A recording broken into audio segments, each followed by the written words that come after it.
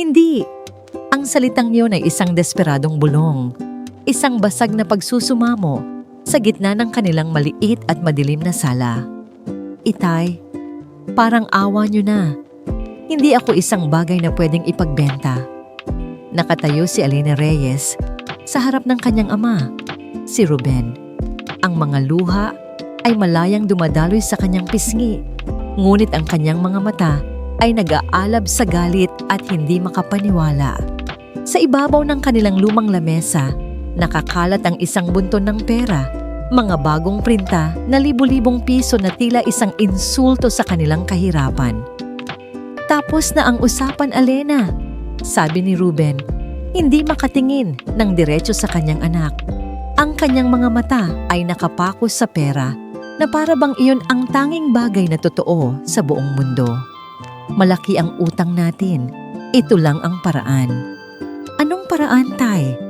Ang ipagpalit ang sarili niyong anak para sa pera? Sigaw ni Alena. Kanino? Sinong demonyo ang bumili sa akin? Hindi sumagot si Ruben. Pinunasan ni Alena ang kanyang mga luha. Ang kalungkutan sa kanyang dibdib ay biglang napalitan ng isang matigas na determinasyon. Hindi siya papayag. Hindi siya isang tupa na basta na lang hihilahin papunta sa katayan. Kinagabihan, nang ang buong kabahayan ay tahimik na at ang tanging maririnig ay ang hilik ng kanyang lasing na ama. Kumilos si Alena. Kinuha niya ang isang lumang bag. Inilagay ang iilang damit, ang kaunting perang naipon niya at ang litrato ng kanyang ina. Bawat galaw niya ay mabilis at tahimik. Dahan-dahan niyang binuksan ang bintana ng kanyang kwarto. Malamig ang hangin sa labas, ngunit para sa kanya, iyon ang hangin ng kalayaan. Sumampa siya at marahang tumalon palabas. Paglapag niya sa lupa, hindi na siya lumingon pa. Tumakbo siya. Tumakbo siya palayo sa bahay na minsan ay naging tahanan niya, ngunit ngayon isa ng kulungan. Tumakbo siya palayo sa ama na minsan niyang minahal, ngunit ngayon ang taong nagbenta sa kanya. Tumakbo siya papunta sa isang madilim na eskinita, ang tanging daan palabas sa kanilang lugar. Malapit na. Ilang hakbang na lang, ngunit biglang may humarang sa kanyang harapan. Dalawang lalaking matatangkad, nakasuot ng itim. Napatigil si Alena. Ang kanyang puso ay nagsimulang kumabog ng napakabilis. Miss Reyes, sabi ng isa, ang boses ay walang emosyon. Sumama po kayo sa amin ng maayos. Hindi! Sigaw ni Alena at mabilis siyang tumalikod para tumakbo pabalik. Ngunit may dalawa pa palang lalaki sa kanyang likuran. Napapaligiran na siya. Walang sigaw, walang gulo. Mabilis at propesyonal ang kanilang pagkilos. Hawak ng dalawang lalaki ang kanyang mga braso. Nagpumiglas siya. Sinipa niya sila. Kinagat. Ngunit para lang siyang isang ibon na sinusubukang kumawala sa isang hawlang bakal. Kinaladkad nila siya palabas ng eskinita, papunta sa isang itim at makintab na kotse na nakaparada sa dilim. Binuksan nila ang pinto sa likod. Bitawan niyo ako. Mga hayop kayo. Sigaw niya. Itinulak nila siya papasok sa malambot na upuan ng kotse. Pagbagsak niya, naamoy niya agad ang mamahaling leather at isang pamilyar, ngunit halos kinalimutan ng pabango. Bago pa man siya makabangon, isinara na ang pinto. Narinig niya ang paglak nito. Sa kabilang dulo ng upuan, sa dilim, may isang anino, isang lalaki. Dahan-dahan, gumalaw ito. Ang liwanag mula sa poste sa labas ay tumama sa kanya. Nakasuot ito ng isang mamahaling itim na suit. At sa kanyang mukha, isang maskara. Isang makintab na pilak na maskara na tumatakip sa kalahati ng kanyang mukha. Mula sa noo hanggang sa kanyang pisngi, nag-iiwan lamang ng isang perpektong panga at isang pares ng labing walang emosyon. Ang kanyang mga mata na nakikita sa butas ng maskara ay madilim at hindi mabasa. Ito ang demonyo, ang lalaking bumili sa kanya. Sino ka? Tanong ni Alena. Ang boses ay nanginginig sa pinaghalong takot at galit. Hindi ito sumagot. Tinitigan lang siya nito na para bang isa siyang bagay na matagal na nitong hinahanap. "You belong to me now, Alena," sabi nito sa wakas. Ang boses ay malalim, malamig, at may isang pamilyar na himig na nagpadala ng kuryente sa buong katawan ni Alena. Isang boses mula sa nakaraan.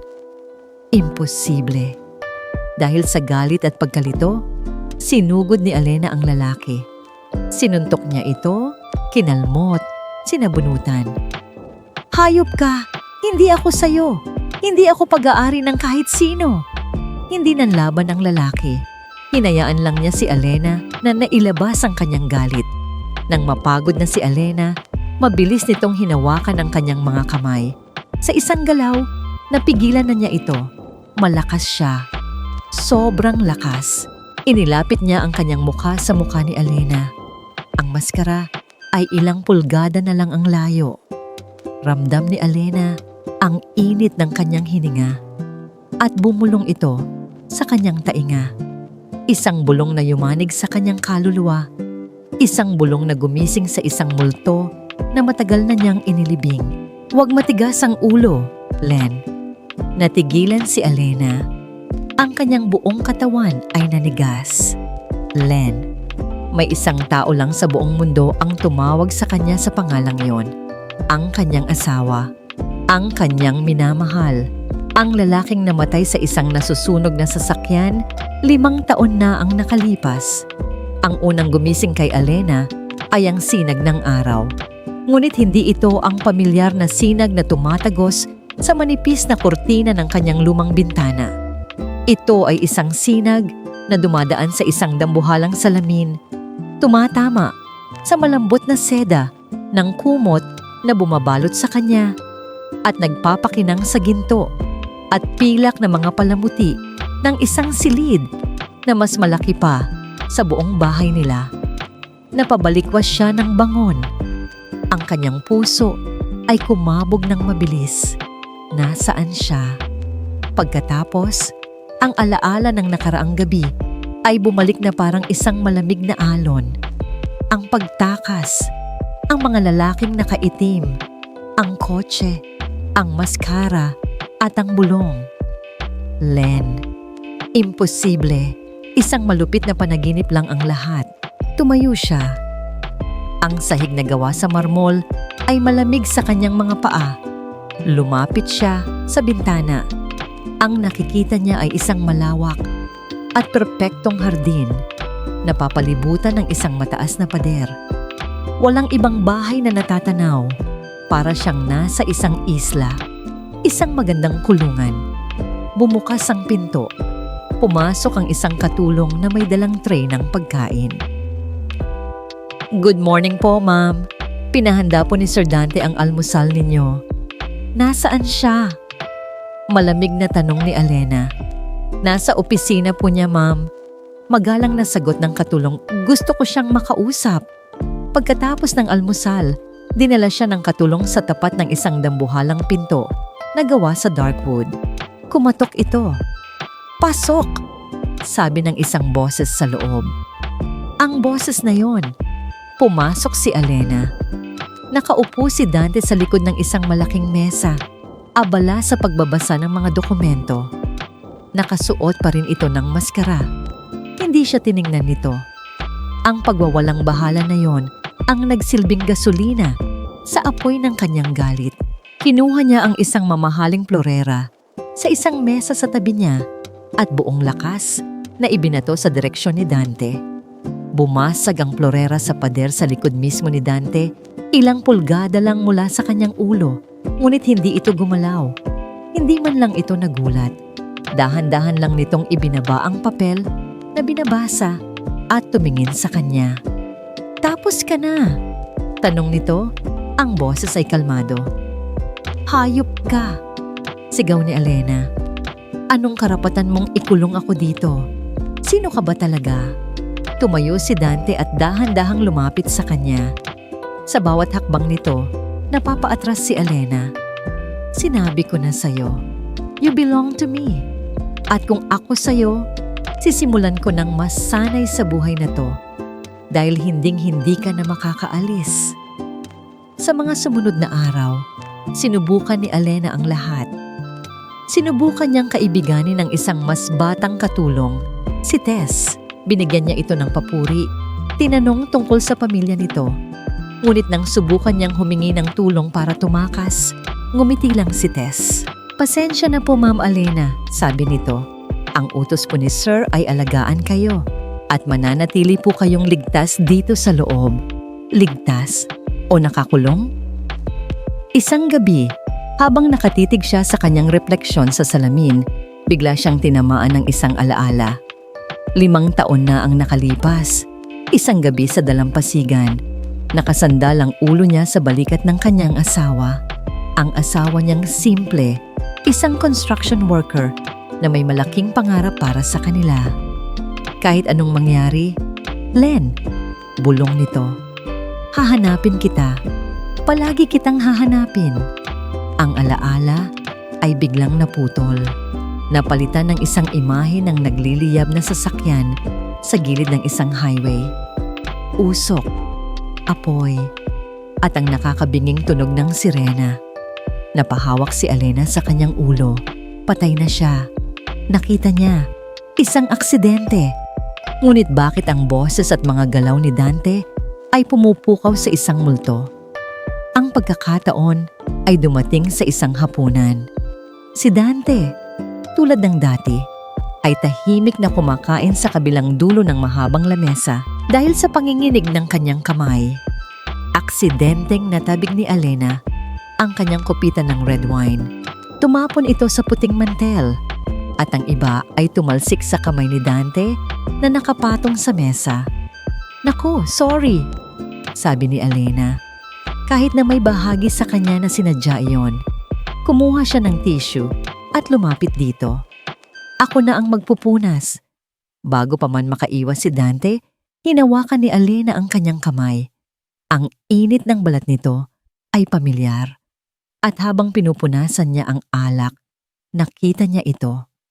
Sa may pulsuhan, isang peklat, isang luma at maputing peklat na hugis kidlat. Ang peklat na nakuha ng kanyang asawa noong bata pa ito, nang mahulog ito mula sa puno ng mangga. Isang peklat na alam niya ang bawat kurba dahil iyon ang paborito niyang hinahaplos. Binitiwan ni Alena ang kamay ni Dante na para siyang napaso. Ang kanyang paghinga ay huminto. "Imposible! Patay na siya! Sino ka?" Mabilis na binawi ni Dante ang kanyang kamay at itinago sa ilalim ng mesa. "Mag-ingat ka sa susunod," sabi lang nito. Ngunit may kakaibang tensyon sa kanyang boses. Hindi na kumain si Alena. Ang kanyang isipan ay isang magulong karera ng mga tanong at alaala. Kinagabihan, hindi siya mapakali. Kailangan niya ng pruweba. Kailangan niya ng katotohanan. Hinintay niyang maging tahimik ang buong bahay. Pagpatak ng 1:00 ng umaga, tahimik siyang ang lumabas ng kanyang silid. Ang kanyang target, ang opisina ni Dante. Nanginig ang kanyang kamay habang pinihit niya ang seradura. Hindi nakalak. Pumasok siya. Ang tanging liwanag ay mula sa buwan sa labas. Nagtungo siya sa malaking mesa. Ano ang hinahanap niya? Hindi niya alam. Kahit ano. Binuksan niya ang mga drawer. Puro mga papeles ng negosyo. Mga kontrata. Blueprints. Sa ilalim ng mesa, may nakapa siyang isang maliit at halos hindi kapansin-pansing butones. Pinindot niya ito. Isang mahinang tunog ang kanyang narinig. Isang lihim na compartment ang bumukas sa gilid ng mesa. Nanginginig. Sinilip niya ang loob. Wala itong laman kundi isang bagay lang. Isang bagay na hindi nababagay sa yaman at kapangyarihan ng silid na iyon. Isang maliit na kwintas, gawa sa tali at may pendant na isang simpleng kabibe. Isang kwintas na nagkakahalaga lang ng 20 pesos. Ang kwintas na ibinigay niya sa kanyang asawa noong araw ng kanilang lihim na kasal. Hinawakan ito ni Alena. Ang lamig ng kabibe, ay parang isang yelo na tumusok sa kanyang puso, kasunod ng isang apoy na nagpaliyab sa kanyang buong kaluluwa. Walang duda. Siya nga. Ang tanong na lang ay, bakit? Nakaupo si Dante sa dilim ng kanyang security room. Ang mukha ay naliliwanagan lang ng malamig na asul na ilaw mula sa 12-dosenang monitor. Isang monitor ang nakakuha ng kanyang buong atensyon. Ang camera sa hallway sa labas ng kanyang opisina. Pinanood niya ang bawat galaw ni Elena, ang kanyang pag-aalinlangan, ang kanyang pagpasok, at ang kanyang paglabas. Dala ang isang sikretong alam niyang hindi na mananatiling sikreto ng matagal. Hindi siya galit. Sa katunayan, isang bahagi sa kanya ang nakahinga ng maluwag. Malapit na. Malapit nang matapos ang pagpapanggap na ito. Isang pinto ang bumukas sa kanyang likuran. Pumasok si General Ramirez, ang pinuno ng kanyang security team, isang lalaking may mukhang matigas pa sa bato. "Sir," sabi nito, "may report na ang mga tauhan natin." Itinuon ni Dante ang kanyang tingin sa general. "What is it?" "Positive," sabi ni Ramirez. Si Ruben Reyes, ang ama ni Ma'am Elena, ay regular na nakikipagkita sa isang kilalang tauhan ni Victor Valderrama. Sila ang nag-set up ng utang. Sila ang nagplano ng pagbebenta kay Ma'am Elena sa inyo. Napatiimbagang si Dante. Kinumpirma lang nito ang matagal na niyang hinala. "So the father is a traitor." "Yes, sir. It seems Valderrama's plan is to use her. Isang pain. Isang Trojan horse para makapasok siya sa mundo ninyo." Isang malamig na galit ang gumapang sa ugat ni Dante. Si Victor, ang demonyong sumira sa kanyang muka at halos pumatay sa kanya. Ang demonyong dahilan kung bakit kinailangan niyang iwan ang babaeng mahal niya. Ngayon, ginagamit pa nito si Elena. "At mayroon pa, sir," dagdag ni Ramirez. "May namataan ang mga tauhan natin na sumusunod sa isa sa mga sasakyan na ginagamit para sa mga supply ng mansyon. They're probing our defenses." Tumingin si Dante sa isa pang monitor. Si Elena, pabalik na sa kanyang silid. Ang kanyang mukha ay puno ng pagkalito at sakit. Hindi niya alam na habang hinaharap niya ang mga multo ng nakaraan, ang mga demonyo ng kasalukuyan ay papalapit na. "Double the security on her," utos ni Dante. Ayokong may makalapit sa kanya na hindi natin kilala. Not even a fly. Kinabukasan, isang ideya ang pumasok sa isip ni Elena. Isang desperadong ideya. Nagpanggap siyang masunurin. Ngumiti siya sa mga katulong. Sinabi niya kay Dante na susubukan niyang tanggapin ang kanyang bagong buhay. At humiling siya ng isang pabor. "Gusto ko lang sanang makalanghap ng hangin sa labas," sabi niya kay Dante isang umaga. "Kahit sa pinakamalapit na mall lang, babantayan naman ako ng mga tao mo. 'Di ba? Hindi ako tatakas." Nag-alinlangan si Dante. Alam niyang isang pagkakamali ang pumayag, ngunit nakita niya ang pag-asa sa mga mata ni Elena. Isang kislap ng dating buhay na matagal na niyang hindi nakikita. "Sige," sabi niya, labag sa kanyang kalooban. "Pero 2 bodyguard ang sasama sa'yo at ang driver ko ang maghahatid." Ang hindi alam ni Elena, ang driver na yon ay isa sa mga pinakamagagaling na tauhan ni Dante. At ang sasakyan na gagamitin nila ay fully armored. Habang nasa biyahe, ang puso ni Elena ay kumakabog. Ito na ang pagkakataon niya. Sa mall, maraming tao. Kaya niyang mawala. Kaya niyang sumigaw at humingi ng tulong, ngunit hindi na sila umabot sa mall. Habang nasa isang highway, papalapit sa isang pababang liko, naramdaman ng driver na may mali. "Ma'am, kumapit po kayo," bigla nitong sinabi. Sinubukan nitong apakan ng preno. Walang nangyari. Paulit-ulit. Ang preno ay malambot at walang silbi. Sinabuti. "Preno! Anong nangyayari sa preno?" Sigaw ni Elena. Nagsisimula ng magpanik. Ang sasakyan ay bumibilis ng bumibilis pababa. Sa unahan, may isang malaking truck. Babangga sila. Bigla, mula sa kung saan, isang itim na sports car ang humarurot at umagapay sa kanila. Ang bintana nito ay bumaba. Si Dante, nakasuot ng itim na leather jacket at ang kanyang maskara ay kumikinang sa ilalim ng araw. "Get ready!" Sigaw niya. Sa isang galaw na parang sa pelikula, iminaneho ni Dante ang kanyang kotse sa pagitan ng sasakyan nila at ng paparating na truck. Ginamit ang kanyang sariling sasakyan bilang panangga. Isang malakas na kalabog ang narinig. Nagawa ng driver ni Alina na iswerve ang sasakyan papunta sa isang bakanting lote sa gilid ng daan, kung saan ito tuluyang huminto. Nanginginig si Alina. Hindi pa rin siya makapaniwala sa nangyari. Muntik na siyang mamatay. Bumukas ang pinto ng kanyang kotse. Hinila siya palabas ni Dante. Ang kanyang pagkakahawak ay mahigpit at halos masakit. "Salamat!"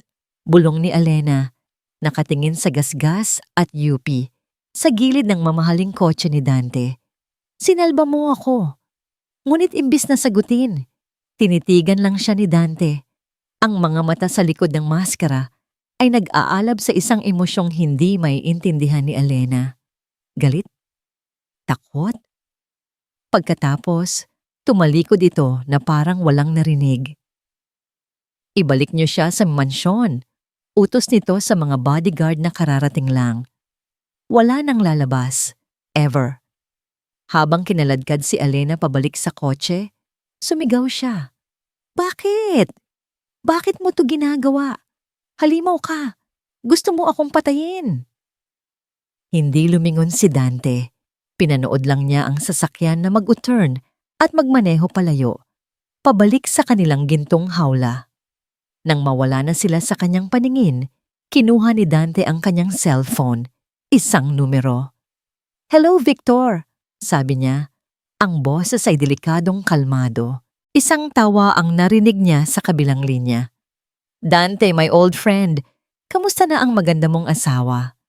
Nasisiyahan ba siya sa bago niyang buhay?" "Touch her again, Victor," banta ni Dante. Ang bawat salita ay may bigat ng isang parusa. "And I will burn your entire world to the ground." Ang takot ni Alena ay unti-unting napapalitan ng isang kakaibang determinasyon. Ang aksidente sa highway ay isang sampal na gumising sa kanya. Hindi yun gawa ni Dante. Naramdaman niya iyon. Ang paraan ng pagtingin nito sa kanya matapos siyang iligtas. Hindi iyon ang mga mata ng isang taong gustong pumatay. Iyon ang mga mata ng isang taong natakot na may masamang mangyari. At kung si Dante nga ang kanyang asawa, bakit? Bakit niya tinatago ang lahat? Bakit niya kailangang magsuot ng maskara at magpanggap na isang halimaw? Hindi na siya tatakas. Hindi na siya sisigaw. Maglalaro siya. Kung ayaw nitong sabihin ang totoo, siya mismo ang maghuhukay nito mula sa libingan ng mga alaala. Sinimulan niya ang kanyang laro kinabukasan. Nagtungo siya sa kusina, isang lugar na hindi niya pa pinapasok mula nang dumating siya. Nagulat ang head chef. "Gusto kong magluto," anunsyo ni Alena. Pero ma'am, ako ang masusunod," sabi ni Alena. Ginagaya ang autoridad sa boses ni Dante. Nagluto siya ng adobong manok sa puti. Hindi ito isang ordinaryong adobo. Ito ang sikretong recipe ng kanyang ina. At ito ang kaisa-isang pagkain na kayang ulit-ulitin ng kanyang asawa nang hindi nagsasawa. Kinagabihan, sa hapagkainan, ipinilit niyang ilagay ang adobo sa mismong tapat ni Dante. "Try it," sabi niya. Espesyal yan. Tinitigan siya ni Dante na para bang sinusubukan niyang basahin ang kanyang isipan. Pagkatapos, kumuha ito ng kaunti. Kinain niya ito nang walang anumang reaksyon. Walang papuri, walang komento. Nasaktan si Alena. Nabigo ba siya? Ngunit nang kunin na ng katulong ang mga plato, napansin niya ang isang bagay. Ang plato ni Dante. Walang natira, kahit isang butil ng kanin. Ubos na ubos. Isang maliit na ngiti ang sumilay sa labi ni Elena. Unang puntos para sa kanya. Kinabukasan, naglakad-lakad siya sa malawak na hardin. Alam niyang pinapanood siya ni Dante mula sa bintana ng opisina nito. Huminto siya sa ilalim ng isang puno ng fire tree na namumulaklak at nagsimula siyang mag-whistle. Isang simpleng himig. Ang himig ng isang luma at halos kinalimutan ng kanta. Ang kantang lagi nilang sinasabayan ng kanyang asawa habang nakasakay sa motor. Tinatahak ang mga kalsada ng probinsya. Ang kanilang kanta. Mula sa kanyang kinatatayuan, nakita niya ang isang bahagyang paggalaw sa bintana ng opisina. Isang anino. Bigla, may narinig siyang isang mahinang kalabog mula sa loob na para bang may isang bagay na nahulog. Nagpatuloy lang si Alina sa pag-whistle, naglalakad palayo na para bang walang nangyari. Pangalawang puntos. Ang huling pagsubok niya ay ang pinakamabigat. Naabutan niya si Dante sa library. Nag-iisa, nagbabasa ng libro. Lumapit siya, nagpanggap na naghahanap din ng babasahin. Ang tahimik dito, no? Sabi niya. Bumasag sa katahimikan. Tumingin lang si Dante sa kanya, sa ibabaw ng librong hawak nito. Minsan naiisip ko, pagpapatuloy ni Elena, ang kanyang boses ay malumanay. Kung ano ba talaga ang kahulugan ng pag-ibig. Hindi umimik si Dante. May minahal ka na ba ng sobra? Tanong ni Elena. Ang kanyang mga mata ay nakatitig sa mga mata ni Dante sa likod ng maskara. Nahanda kang mamatay para sa kanya? Ang tanong ay direkta. Ito ang mga eksaktong salita na sinabi niya sa kanyang asawa. Isang gabi bago ito, maaksidente. Nakita ni Elena ang pagbabago, ang pagigting ng kanyang panga, ang paraan ng paghigpit ng kanyang hawak sa libro. Tinitigan siya ni Dante. Isang mahaba at mabigat na titig. Para bang sa isang saglit, malulusaw na ang maskara. Para bang aamin na siya. Sasabihin na niya ang lahat. Ngunit bigla, tumayo ito. Mabilis. Padabog niyang isinara ang libro at inilapag sa mesa. Huwag kang magsalita ng mga bagay na hindi mo naiintindihan. Sabi nito, ang boses ay malamig. Ngunit may bakas ng sakit. Pagkatapos ay mabilis itong naglakad palabas ng library, iniwan si Elena na mag-isa. Napabuntong hininga si Elena. Muntik na. Ngunit alam na niya. Sigurado na siya. Siya nga. Pero bakit ayaw pa rin niyang aminin? Ano ang kinatatakutan niya? Habang nag-iisip siya, biglang tumunog ang kanyang cellphone, isang lumang cellphone na naibalik sa kanya ng mga katulong. Isang unregistered number. Sinagot niya ito. Hello? Anak, si Itay mo to. Sabi ng isang pamilyar na boses. Si Ruben, ang kanyang ama. Ang boses nito ay nanginginig at puno ng takot. Itay? Paano? Wala nang oras para magpaliwanag, Elena. Kailangan mo akong tulungan. Papatayin nila ako. Sino? Anong nangyayari, Detay? Basta, kailangan nating magkita. Sa lumang bodega sa may Pantalan. Alam mo yon. At pakiusap, anak. Huminto ito sandali. Huwag kang magsasabi kahit kanino, lalo na sa asawa mo. Patibong to para sa kanya. Ikaw lang ang pagkatiwalaan ko. Mag-ingat ka. Click. Ibinaba na nito ang tawag. Napatayo si Elena, ang kanyang puso ay kumakabog. Ang kanyang ama, nasa panganib. At ito na rin ang pagkakataon niya. Ang pagkakataon niyang makatakas kasama ang kanyang ama. Palayo sa lahat ng gulo na ito. Isang desisyon. Isang mapanganib na desisyon. Ngunit ang pagmamahal sa ama, kahit na sa isang amang nagkanulo sa kanya, ay nanaig. Pumayag siya. Sa loob ng security room, Napanood ni Dante ang lahat. Ang pagbabago sa mukha ni Elena habang kausap nito sa telepono ang kanyang ama. Ang takot, ang pag-aalala, at ang determinasyon. Isang recording ng buong pag-uusap, ang mabilis na ipinadala sa kanyang computer. Patibong to para sa kanya. Ikaw lang ang pagkatiwalaan ko.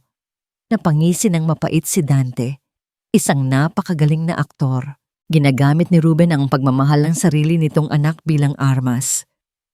Sir, anong gagawin natin?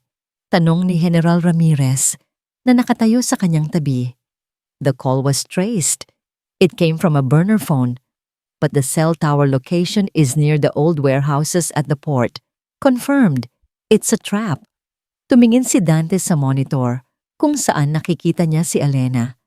Nag-iimpake ito ng isang maliit na bag. Naghahanda ng umalis.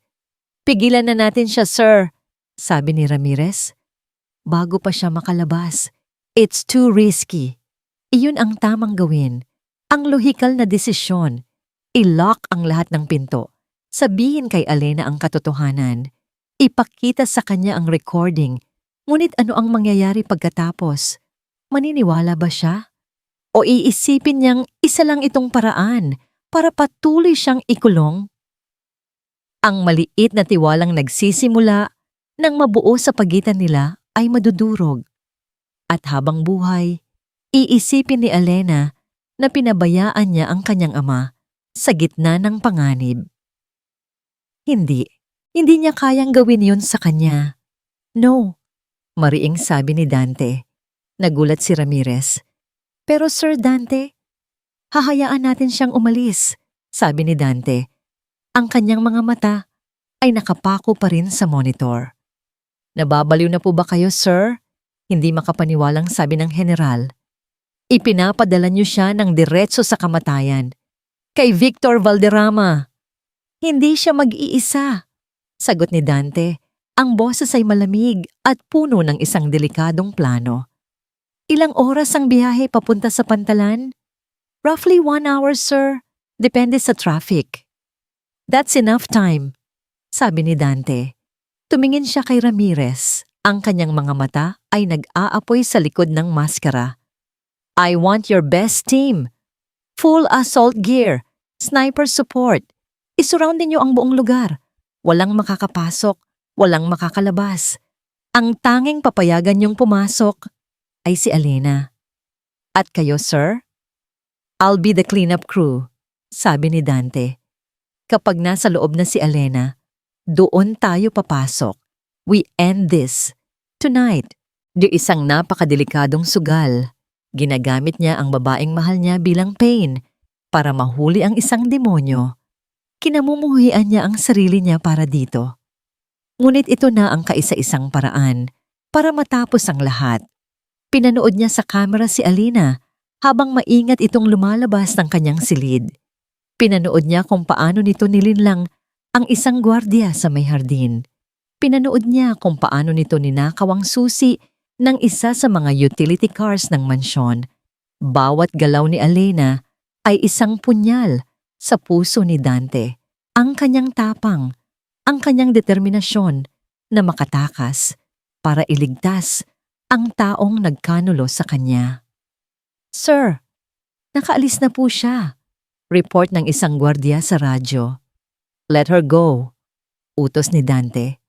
All teams, move into position, now. Tumayo si Dante. Kinuha niya ang kanyang leather jacket. Mula sa isang nakatagong cabinet, kinuha niya ang isang itim na case. Binuksan niya ito. Sa loob, isang pares ng customized na itim na pistola. Bago siya umalis, ang kanyang mga mata ay napadpad sa kanyang mesa. Sa ibabaw nito, nakalagay ang kwintas na kabibe. Ang kwintas ni Elena, ang simbolo ng kanilang nakaraan. Kinuha niya ito at isinilid sa kanyang bulsa. Sa loob ng kanyang sasakyan, habang humaharurot siya sa madilim na kalsada papunta sa Pantalan, isang monitor sa kanyang dashboard ang nagpapakita ng isang maliit na pulang tuldok. Ang tracking device Napalihim niyang inilagay sa sapatos ni Elena. Pinanood niya ang paggalaw ng tuldok, palapit ng palapit sa lungga ng kalaban. Pagkatapos, huminto ito. Sa mismong gitna ng isang grupo ng mga abandonadong bodega. "Sir, she's inside," sabi ni Ramirez sa kanyang earpiece. Hinintay ni Dante ang susunod na report. 1 segundo, 2 segundo, 3 segundo. "Sir, we lost her signal." Napahawak ng mahigpit si Dante sa manibela. Nasa loob na siya. Nasa mga kamay na ni Victor. "All teams, prepare to breach." Ang amoy ng kalawang at nabubulok na tubig alat ang sumalubong kay Elena pagpasok niya sa bodega. Madilim sa loob, tanging ang liwanag lang mula sa ilang maruruming bintana sa itaas ang nagbibigay ng kaunting liwanag. "Itay?" tawag niya. Ang boses ay umaaling-awngaw sa malawak na espasyo. "Nasaan ka?" Isang ilaw ang biglang bumukas. Nakatutok ito sa gitna ng bodega. At doon, nakatali sa isang silya, ang kanyang ama, si Ruben. May busal ang bibig nito at puno ng pasa ang muka. "Itay!" sigaw ni Elena at tatakbo na sana siya palapit. "Hindi ako magkakamali kung sasabihin kong dahan-dahan lang," binibini. Isang boses ang nanggaling mula sa dilim. Isang boses na kalmado, ngunit puno ng panganib. Dahan-dahan, isang lalaki ang lumabas mula sa likod ng mga kahon. Matangkad, gwapo, at nakangiti. Ngunit ang kanyang nangiti ay hindi umaabot sa kanyang mga mata. "Sino ka?" tanong ni Elena. Huminto. "Ako si Victor Valderrama," sabi ng lalaki. "At ikaw, Elena? Ikaw ang pinakamaganda kong obra maestra." Anong ibig mong sabihin?" Naglakad si Victor papunta kay Ruben at tinanggal ang busal sa bibig nito. "Sabihin mo sa kanya, Ruben. Sabihin mo sa maganda mong anak kung paano mo siya ipinain sa akin." Hindi makatingin si Ruben sa mga mata ni Elena. "Patawarin mo ako, anak."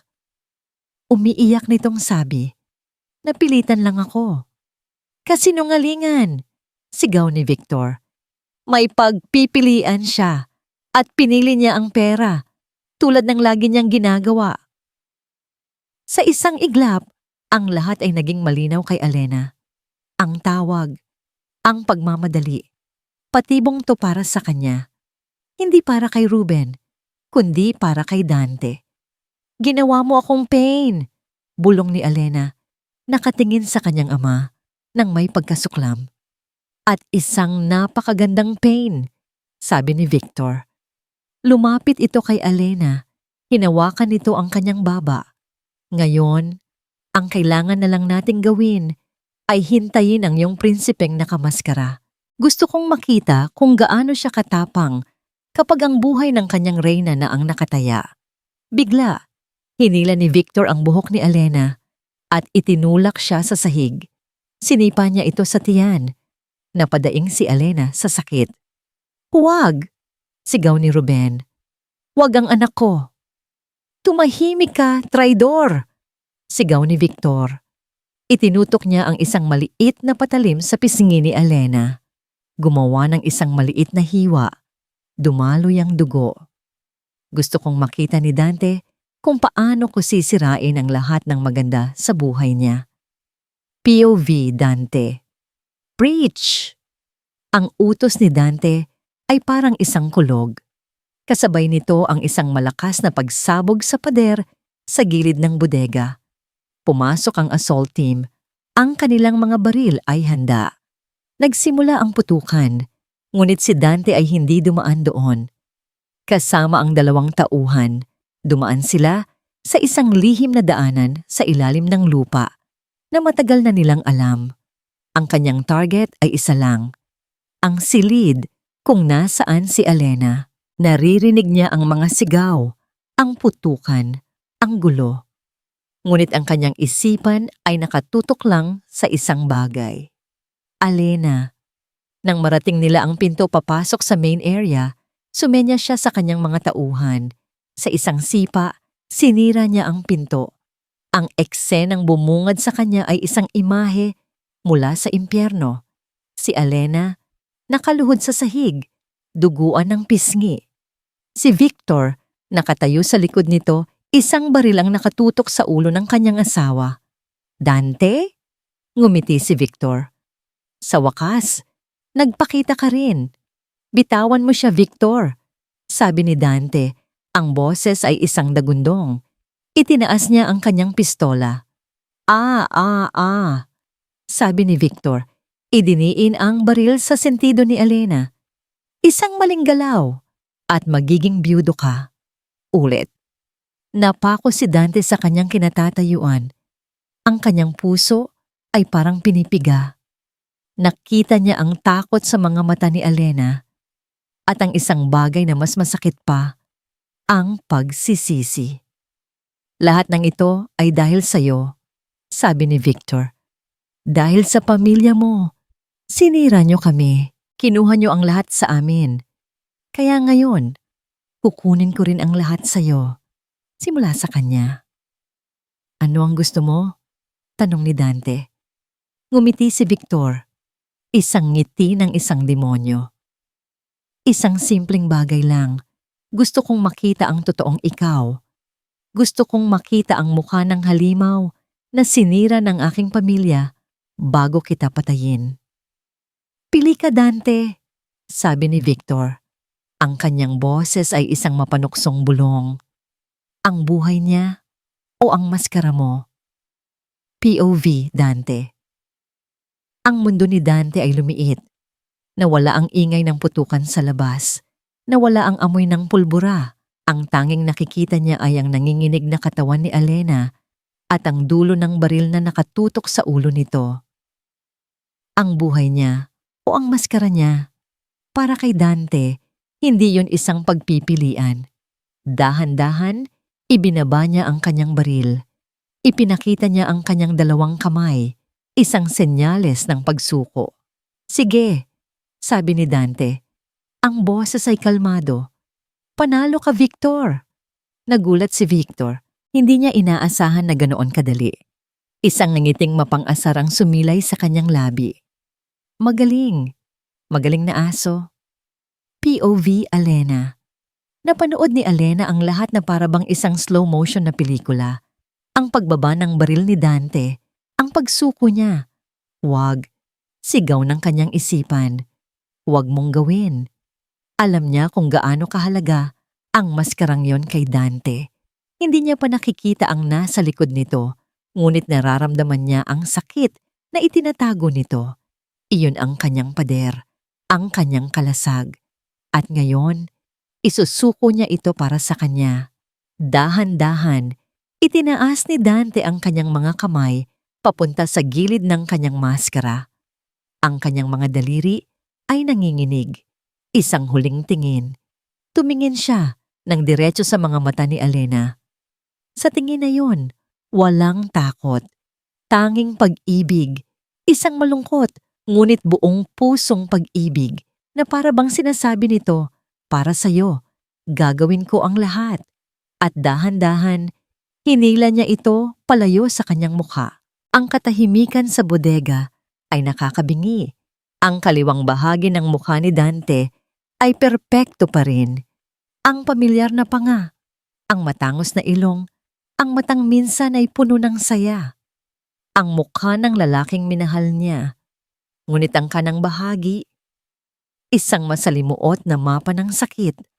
Ang balat ay sunog at kulubot, mula sa kanyang noo, pababa sa kanyang pisngi.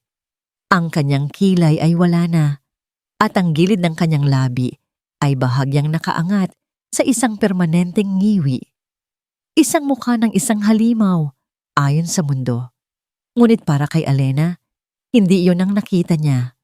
Ang nakita niya ay ang sakit sa mga mata ni Dante. Ang lahat ng taon na nag-iisa itong nagdusa. Ang lahat ng gabing tinago nito, ang kanyang sarili sa dilim. Hindi siya nakaramdam ng takot o pandidiri. Ang naramdaman niya ay isang matinding pagmamahal na bumura sa lahat ng sugat. Dante, bulong niya. Ang boses ay puno ng pag-unawa. Pov. Dante. Ang reaksyon ni Elena, ang kawalan ng takot, ang pagmamahal sa kanyang mga mata, ay parang isang balsamong humaplos sa kanyang kaluluwa. Sa isang iglap, ang lahat ng kahihiyan ay nawala. Ngunit ang sandaling iyon ng koneksyon ay ang siya ring pagkakataong hinahanap ni Victor. Sa sobrang pagkabighani ni Victor sa kanyang tagumpay, bahagya siyang na-distract. Ang dulo ng kanyang baril ay gumalaw ng 1 sentimetro palayo sa ulo ni Elena. 1 sentimetro lang ang kailangan ni Dante. Sa isang galaw na mas mabilis pa sa isang kisap mata, sinipa ni Dante ang baril na ibinaba niya kanina. Ipinalipad ito sa ere. Sinalo niya ito at, nang hindi nag-aalinlangan, pinaputukan ng kamay ni Victor na may hawak na baril. Napasigaw si Victor sa sakit at nabitiwan ng kanyang armas. Kasabay nito, sinugod na siya ni Dante. Ang sumunod ay isang marahas at brutal na laban. Suntok, sipa, walang armas. 2 lalaki lang na puno ng galit na naglalabas ng lahat ng sakit na kinimkim nila sa loob ng maraming taon. Si Elena, kahit na nanghihina, ay gumapang palayo sa gulo. Mas malakas si Dante, mas puno ng galit. Ang bawat suntok niya ay para kay Elena, para sa 5 taon na nawala, para sa buhay na ninakaw sa kanila.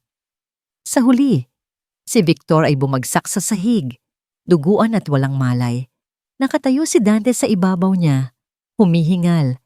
Ang dibdib ay umaakyat baba. Pagkatapos, tumakbo siya palapit kay Elena. Lumuhod siya sa tabi nito. Ang kanyang mukha, ang kanyang totoong mukha, ay puno ng pag-aalala. Hinawakan niya ang pisngi nito.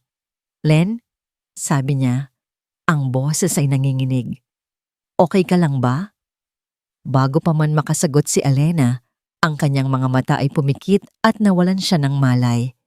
"Len, gumising ka, mahal ko!" Sigaw ni Dante. Niyakap ang kanyang walang malay na asawa. Kasabay nito, ang mga sirena ng pulis ay nagsimulang marinig sa di kalayuan, papalapit ng papalapit.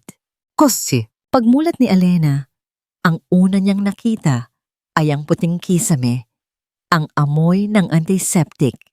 Nasa ospital siya, dahan-dahan siyang lumingon. Nakaupo sa isang silya sa tabi ng kanyang kama, si Dante. Gising, nagbabantay, walang maskara. Ang mga mata nila ay muling nagtagpo. Ngayon, wala nang tinatago. Ngumiti si Elena, isang mahinang ngiti. "Buhay ka," bulong niya. "Buhay ako," sagot ni Dante. Ang kanyang mga mata ay nagsimula ng mamasa. Bago pa man sila makapag-usap, isang doktor ang pumasok sa silid, may hawak na resulta. "Mr. Imperial," sabi ng doktor, nakangiti. "Good news, the patient is stable and so is the baby." Natigilan sina Elena at Dante. "Baby?" sabay nilang tanong. "Yes," sabi ng doktor. "Mrs. Imperial appears to be 6 weeks pregnant. Hindi niya ba alam? Congratulations." Nang umalis na ang doktor, isang katahimikan ang bumalot sa silid. Isang katahimikang hindi nakakailang, kundi puno ng mga salitang hindi masabi. "Buntis ako," bulong ni Elena, hindi sa kausap, kundi sa kanyang sarili. Ang kanyang kamay ay dahan-dahang dumapo sa kanyang tiyan. Sa gitna ng lahat ng gulo, ng sakit, ng takot, may isang himala palang nabubuo sa loob niya. Isang maliit na piraso ng pag-asa. Tumingin siya kay Dante. Nakatayo lang ito, hindi gumagalaw. Ang mga mata ay nakatitig din sa kanyang tiyan. Ang kanyang mukha, ang kanyang totoong mukha, na may mga peklat at lahat, ay puno ng isang emosyong hindi pa nakikita ni Elena dati. Isang halo ng pagkamangha, takot, at hindi masukat na saya. Dante, sabi ni Alena, ang kanyang boses ay mahina. Kailangan nating mag-usap. Dahan-dahang lumapit si Dante at naupo sa silya sa tabi ng kanyang kama. Ito na, ang sandali ng katotohanan. Bakit? Ito ang unang tanong ni Alena. Ang tanong na bumabagabag sa kanya sa loob ng maraming linggo. Bakit hindi ka nagpakita? Bakit mo hinayaang isipin kong patay ka na?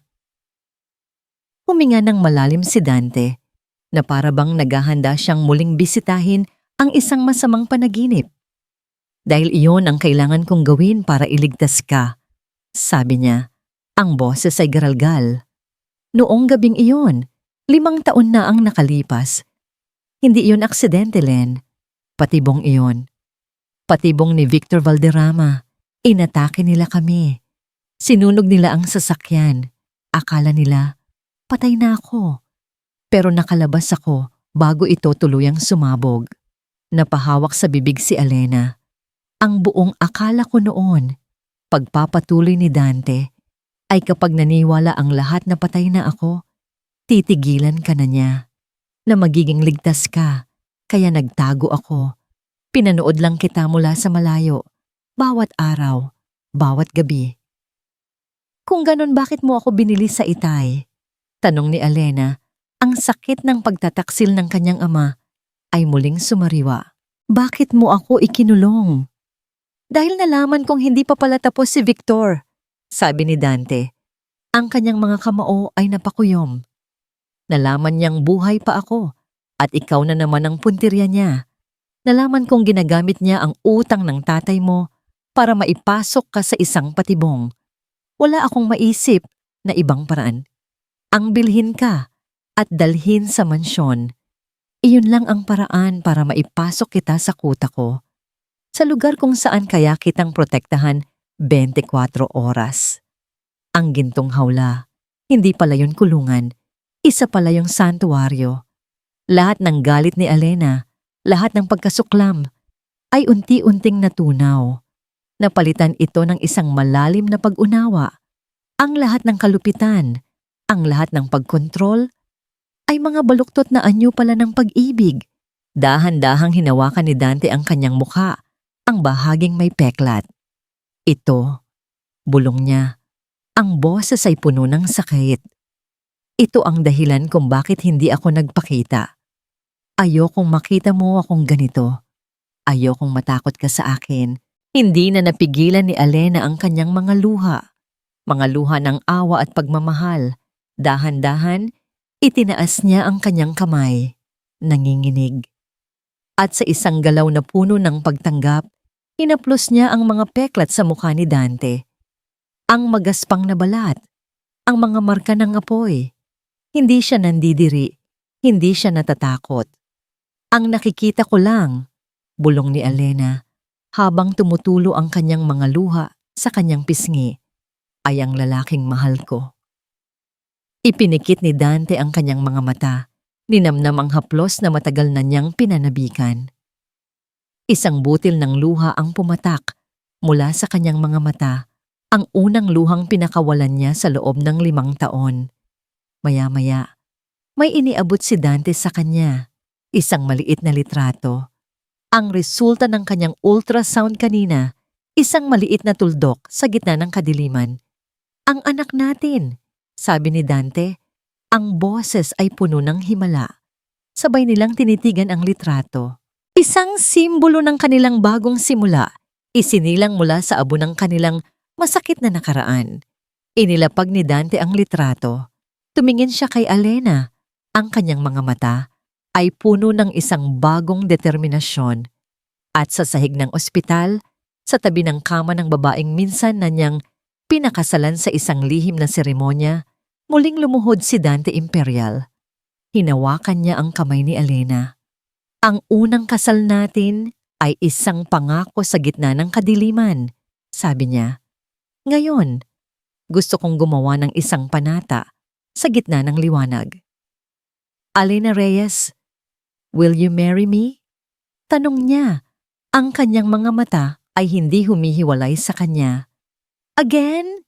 This time, for real. Wala nang natira kay Alena. Wala nang trabaho. Wala nang reputasyon. Ang tanging yaman niya na lang ay ang kanyang anak. At ang katotohanang matagal na niyang itinatago sa kanyang dibdib. Ngayong gabi, pagod na siyang matakot. Pagod na siyang maging biktima. Hawak ang susi ng kanyang lumang apartment. Huminga siya ng malalim. Mayroon siyang isang huling gagawin. Hindi para kay Rico. Hindi para sa nakaraan. Kundi para sa kinabukasan ni Leo. Para mabigyan niya ng malinis na pangalan ng kanyang anak. Naglakad siya sa dilim, sumakay ng jeep, at bumaba sa harap ng isang malaking gate na kinasusuklaman niya. Ang mansyon ng mga Montenegro. Nanginginig ang kanyang kamay nang pinindot niya ang doorbell. Isang gardiya ang sumilip. Sino po sila? Kailangan kong makausap si Doña Esmeralda. Ako si Alena. Nag-alinlangan ang gwardiya, ngunit sa hindi malamang dahilan, pinagbuksan siya nito. Marahil ay may awa sa kanyang mga mata. O marahil ay may utos na talagang papasukin siya. Habang naglalakad siya sa marmol na sahig ng mansyon, narinig niya ang mga sigawan mula sa sala. Isang boses na puno ng galit at sakit. Isang boses na kilalang kilala niya. Ang boses ni Rico. Sumunod si Alena sa pinanggagalingan ng ingay. At doon, sa gitna ng malawak na sala, nakita niya ang eksenang hinding-hindi niya malilimutan. Nakatayo si Rico. Ang kanyang mukha ay nababalot ng puot. Sa harap niya ay si Doña Esmeralda. Matigas ang ekspresyon, ngunit may bakas ng takot sa kanyang mga mata. Hindi lang ang buhay ko ang sinira ninyo, sigaw ni Rico, at ibinato niya ang isang folder sa mesang salamin. Kumalat ang mga dokumento. Ipinakulong ninyo ako. Gumawa kayo ng kasinungalingan para palayasin ako sa buhay ni Ala. Ginawa ko lang ang nararapat. Ganti ng matanda. Hindi ka nababagay para sa kanya. Isang hamak na kargador lang noon. At sino ang karapat-dapat? Ang anak ninyo. Si Miguel?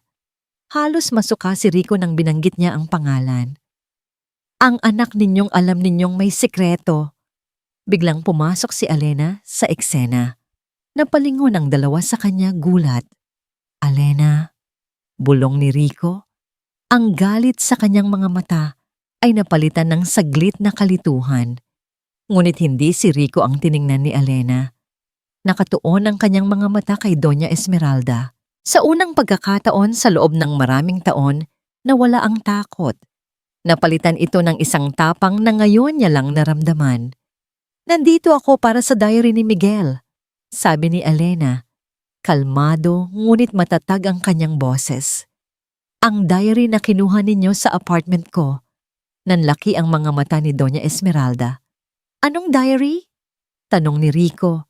Lumingon mula kay Alena patungo sa matanda. Ang diary, kung saan isinulat niya ang katotohanan, patuloy ni Alena, bawat salita ay may bigat. Ang katotohanang hindi niya kayang ibigay sa akin. Ang katotohanang alam na alam ninyo, Doña Esmeralda. Humakbang si Alena palapit. Ang anak ko, si Leo, hindi siya Montenegro. Isang nakabibinging katahimikan ang bumalot sa silid. Nakita ni Alena kung paano gumuho ang mundo sa mga mata ni Rico.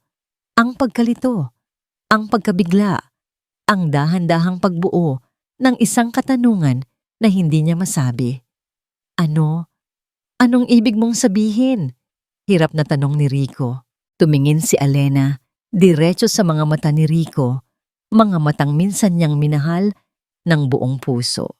Mga matang sinaktan siya ng walang kapantay. Ngayon, sa mga matang iyon, ibibigay niya ang huling piraso ng katotohanan. Bago ka nawala, Rico, nagsimulang manginig ang kanyang boses, ngunit hindi siya nagpatinag. Bago mo ako iniwan, may nabuo na sa sinapupunan ko. Napasinghap si Rico, napaurong siya na parang sinampal. Si Leo. Tinapos ni Alena ang sasabihin nito para sa kanya at sa bawat patak ng luha na dumaloy sa kanyang pisngi ay ang bigat ng maraming taong pagtitiis. Si Leo. Anak mo siya, Rico. Sa sandaling iyon, lahat ay gumuho. Hindi! Sigaw ni Doña Esmeralda. Isa siyang Montenegro, dugo at laman ng anak ko. Sinungaling! Sigaw ni Rico. At sa wakas, lahat ng piraso ay nagkabit-kabit sa kanyang isipan. Ang mukha ng bata, ang mga mata nito, ang edad, ang sikreto ni Miguel. Alam ninyong baog si Miguel. Alam ninyo ang lahat. Kinuha ninyo ang anak ko. Ginamit ninyo si Alena para bigyan ng tagapagmana ang pangalan ninyo. Sa wakas, sa ilalim ng bigat ng lahat ng akusasyon, bumigay si Doña Esmeralda. Ang kanyang pagiging sopistikada ay nawala. Napalitan ng isang desperadong pag-amin. Oo, umamin siya. Ang kanyang boses ay garalgal sa galit. Ginawa ko. Ginawa ko dahil kailangan ng pamilyang ito ng pagmana.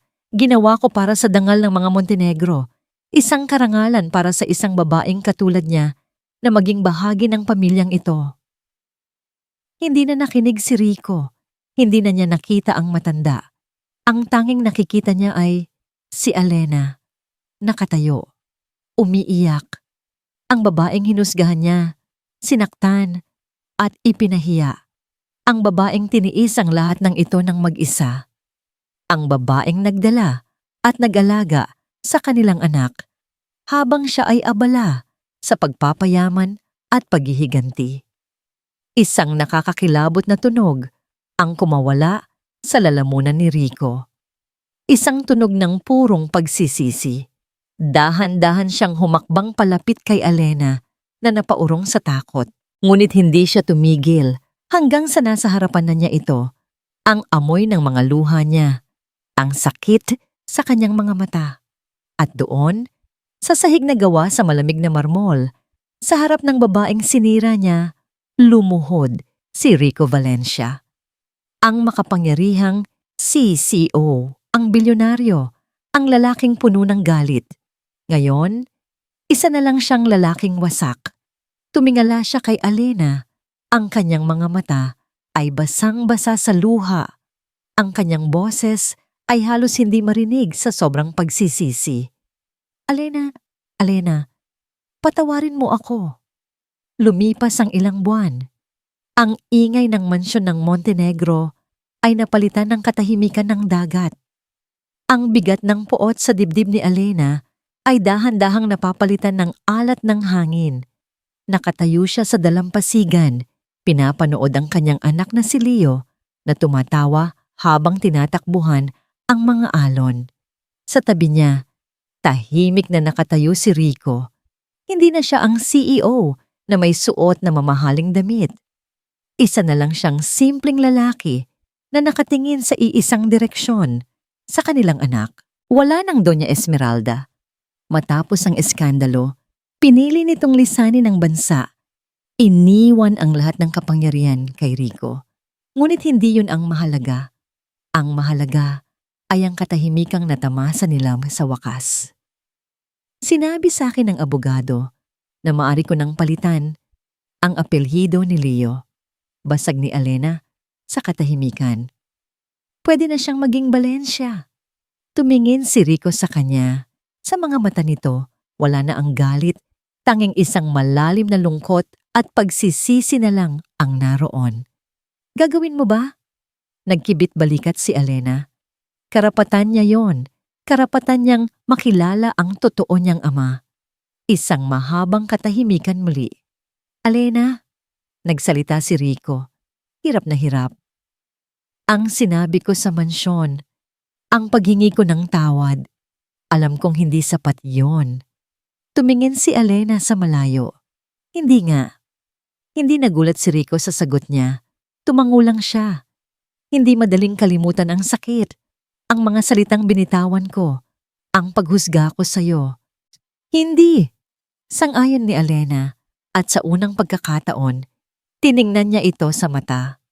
Pero araw-araw, Kapag nakikita ko si Leo na ngumingiti sa'yo, natututunan kong unawain. Hindi niya sinabing natututunan kong magpatawad. Sinabi niya, natututunan kong unawain. At para kay Rico, sapat na yon. Higit pa sa sapat. Biglang tumakbo si Leo palapit sa kanila. Hawak ang isang saranggola na binili ni Rico. Papa, hindi ko mapalipad. Ang salitang papa ay musika sa pandinig ni Rico. Lumuhod siya para maging kapantay ng anak. Kinuha niya ang saranggola. Ganito yan, champion. Sabi niya nang may ngiti. Kailangan mo munang salubungin ang hangin. Mula sa kinatatayuan ni Alena, pinanood niya ang dalawa. Pinanood niya si Rico na buong pasensyang tinuturuan si Leo kung paano hawakan ang PC. Pinanood niya silang tumakbo ng sabay sa dalampasigan. Ang kanilang mga tawa ay sinasabayan ng hampas ng alon. At nang sa wakas ay umangat ang saranggola, lumipad ito ng mataas sa asul na kalangitan. Ang kagalakan sa mukha ni Leo ay puro at walang katulad. Sa sandaling iyon, naramdaman ni Alena ang isang bagay na matagal na niyang hindi naramdaman. Isang ngiti. Isang totoong ngiti na nagmula sa kanyang puso. Hindi ito para kay Rico. Hindi ito para sa nakaraan. Ito ay para sa ngayon. Para sa sandaling ito kung saan ang kanyang anak ay buo at masaya. Nang magsimulang bumaba ang araw, naglakad sila pabalik. Si Leo ay nasa gitna. Hawak ang kamay nilang dalawa. Para silang isang tunay na pamilya. Huminto si Rico. Hinarap niya si Alena habang si Leo ay abala sa paglalaro sa buhangin. Alena, sabi niya, seryoso ang kanyang boses. Hindi ako hihingi ng pangalawang pagkakataon para sa ating dalawa. Pa. Tumingin lang si Alena, naghihintay. Hihingin ko lang ang pagkakataon na patunayan araw-araw na karapat-dapat ako sa'yo at sa pagmamahal ni Leo. Hayaan mo akong bumawi sa lahat ng nawalang taon. Hayaan mo akong maging ama sa kanya at hayaan mo akong alagaan ka. Hindi ito isang proposal. Isa itong pangako. Isang panata. Hindi sumagot si Alena. Sa halip tinawag niya si Leo. Leo anak, halika na. Uuwi na tayo. Bumitaw si Leo sa buhangin at tumakbo palapit. Muling hinawakan ang kanilang mga kamay. Naglakad silang tatlo palayo sa dalampasigan. Papalubog ang araw sa kanilang likuran. Ang kanilang mga anino ay humaba. Nag-isa, na parang iisang larawan. Hindi ito ang pangarap na binuo nila noon sa ilalim ng puno ng mangga. Nasira iyon, nawasak. Ngunit habang lumalakad sila, sa pagitan ng mga anino ng masakit na kahapon, naramdaman nila ang init ng isang bagong simula.